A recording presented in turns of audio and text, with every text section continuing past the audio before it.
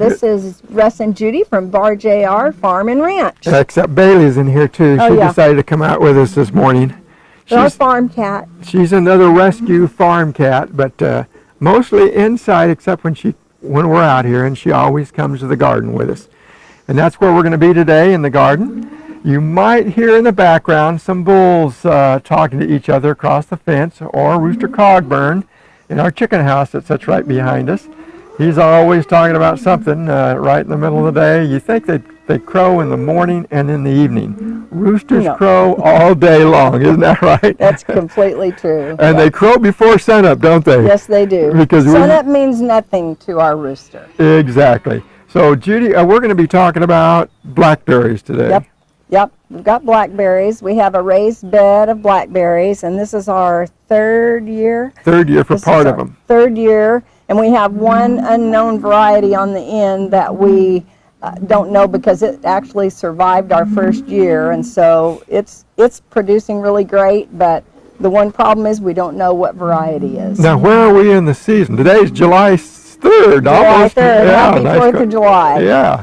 Well, we're at the end, because if you live in they're loud. Keep talking.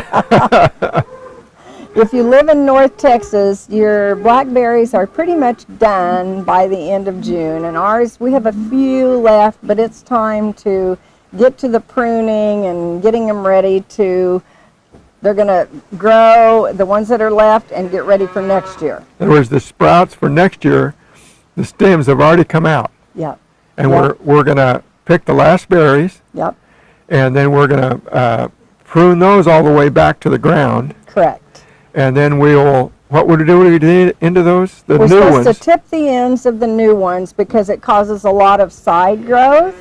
And once a blackberry has bloomed out and it's fruited, it's never going to do anything again, so it's got to go cut off straight to the ground. Right. So today we've got a little bit of clouds in the air, so we're going to be going back and forth between bright sun and cool. It's not cool. It's hot. It's cool here in the shade, so to speak. And we got a little breeze going, so please excuse our muffled voices once in a while. Yeah.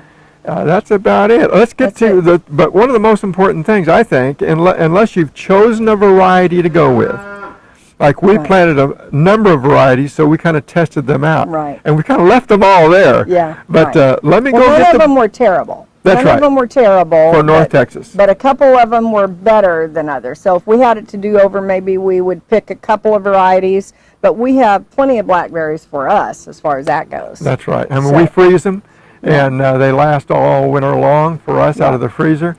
But let me go get the camera on a close-up. You get the book and show them how we organize that and identify our garden. Okay. Because after you've planted them that third and fourth year down the road, you won't remember what's there, right? Exactly. Okay. Exactly. Follow us in just a moment. Let me go get the camera there. Well, here we are. Do you like to see that Bailey doesn't have a tail? Born that way. We rescued her from some good friends, found her in an apartment 9 days, and she hadn't had any water, and she's turned out to be a really good cat, and she really loves the garden. Lay down. Lay down. Lay down right there. All right, well, today I want to talk about a little bit about my book. I always bring my book outside. I call it my garden Bible. I bring it outside every time I come out, whether I'm watering or what I'm doing, because it gives me a lot of information. So I'll just give you the short and simple of what I have. I have planting guides and time to plant and everything to do. But my favorite thing here is my map. Basically, I just drew out a picture of our house with the little walkways and the patio, and I numbered everything. And you can probably figure this out. I have numbered all of these, but number 46 is what we'll be talking about today. That is our raised bed of blackberries. And you can see that it looks like there's 5 plants only because, let me show you over here. We have 6 because there's an unknown variety, but Arapaho, Navajo, Apache, Washita, and an unknown variety. It's such a shame because that unknown variety is actually our best producer. So we would love to know that if we ever wanted to plant again. They've all been great, but that one is really the best. So I think we're going to go over and we're going to show how we prune, how we mulch, how we protect the new shoots, and we're getting ready for next year. We're already at the end because in North Texas, by the end of June, your blackberries are pretty much done. Okay, here we're out at our blackberry raised bed. So we want to talk about a few of the basic items. We've raised our bed 1 foot and we put a little seating 6-incher on top. Then what we did alongside of that is we put these 1.5 by 2, they're actually a 2 by 4 that's been ripped down in half. Put those in the ground so that when we do need to net it, need to cover our berries, keep them safe from the birds, that it's tall enough that you can stand on the inside and work there also. So then we put this netting around during the growing season. When the berries are not on there and they're not turning purple, you don't have to have it on. But you can see that netting, it's a plastic netting. It's real flimsy. We actually have 2 rolls side by side, put them over the top, stitched them up the middle, and then let it hang down the sides.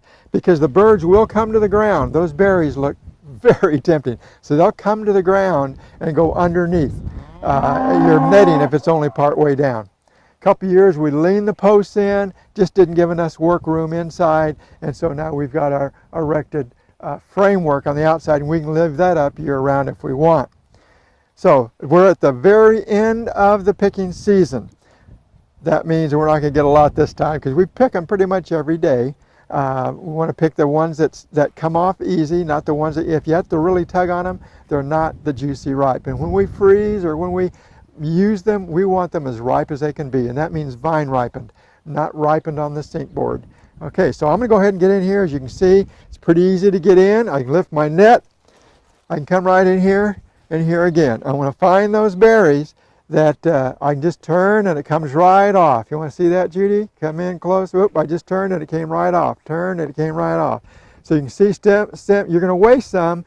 Some are going to be still red and they're not ripe yet, but we need to get the old berry, this season's berry vines off, and that one just fell off. Those are going to be really ripe. They're really going to be good if we use ice cream tonight or put them in a shake or something like that. It'd be really good. I'm going to come around the other side so I don't work all the way across. You got to really look in your vines because the new vines, let's look at this now. The ones I'm picking off, this is this season's vine. It grew up in July of last year. It started growing. This one with a leaf on it, the very healthy leaf, healthy stem, trunk. This is next year's growing vine. So when we get through picking all of the berries, what we're going to do is we're going to come back and we're going to cut this year's producers all the way down to the ground. We're going to cut them off down there, we're going to pull them out, and then we're going to, and we'll show you, we're going to snip off the top of these and start laying them down our lines. We're going to start training them to go down the lines as best we can. We don't want to break off any stems. So I'm going to go ahead and pick the rest of these, and then Judy, you can get ready and we'll get the loppers out here, pick the stems we need to cut off. Okay, here we are. We're just finished our last little, about 2 cups of blackberries. Now we were getting probably 6 to 7 cups a day throughout the harvest season, but these are the last of our blackberries, nice and big and plump and really ripe. I want to show you one here. This I picked a little bit. It's not quite ripe. It's got some red in there, you can see, not just the ripened purple. They turn really purple when they're ripe and soft. These red ones are a little bit harder. Now, you might find during the season that you find some are white and hard, these little droplets. Excuse me, they're drupelets, right? Drupelets. Those white drupelets that you find on there are caused by the upper part of the vine drying out from the top of the vine down. In other words, we were watering just fine this early season, and you may be watering fine. You come out and find these white drupelets there in the middle of your blackberry. They are caused because your vine is drying out, and that's caused mostly by either wind or by too much direct sunlight during the afternoon. Can you believe it here in Texas, too much sunlight? So the cure to that is keep watering the bottom, but then you need to spray, put some water on top to moisturize those upper vines, keep moisture in the air. Doesn't have to be a lot, but it just has to be enough to maybe once a day cover it and get some moisture back in those upper vine leaves. So let's go right to pruning our this season's production. You can see I've taken up my net. I don't know if Judy is big enough on me. So it looks like we're ready to cut our stalks from this season's production. This season's production vines, as you can see, they're drying out up here. Your berries are drying out. You may still have some leaves on them, like this one right here. It has, they're drying out too. Okay, this one right here has some leaves on it, but that's last year's production. It came up last year like this one is coming up right now. This is next year's production, so we want to be very careful that we don't break anything off of these, or we break them when we're cutting off last year's production. We don't want any root support going to last year's production. It's not, vine. It's not going to produce another fruit. So last year's production stalk needs to come out. Now the stalks come from sizes that you're going to need a lopper, or you may just be able to do it with a little hand clipper here. The two we're going to do right now will only take a hand clipper. So let's just get to it. Judy, if you can come in, I'll show you these two right here. Here's a small one right down in here, and we can go all the way to the bottom. Okay, that's our one. I want to get to the one next to that vine. There's another one with multiple vines, new ones and multiples that produced this year. So I want to be very careful going in. It's a little heavier. I'm going to have to use the loppers on these. So I'm going to have to get down here and make sure I cut the right thing. And we're going to cut them as low down as we can without getting as new vines. So that's, I've kind of jumped around here on the other side. I've gotten my straw out of my bale. A bale of straw is a couple bucks, $3 to $6 maybe, and it'll go a long ways. We've already done our wet organic fertilizer down, and so now we're going to go ahead and cover that all the way around it. I like to do about 2 to 3 inches. Judy likes to do a little bit less, but we want to cover that so that the sunlight really doesn't get in there, but leaves our soaker hose there in case we want to use it during the winter. I better go get some more, Judy, but we'll go ahead and cover the whole bed that way so it keeps the weeds out of our bed. Now, we like to practice organic farming.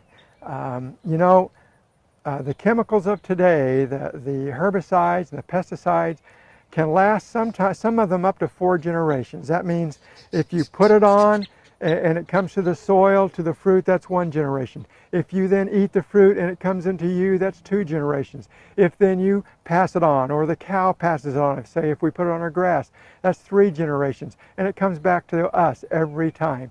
So we don't want chemicals, we don't want herbicides or pesticides in our bodies. And what we feel and why we do this way is we believe that God made us caretakers of the land. Please join us. If you like these videos, these short ones, go ahead and like us and ask to join.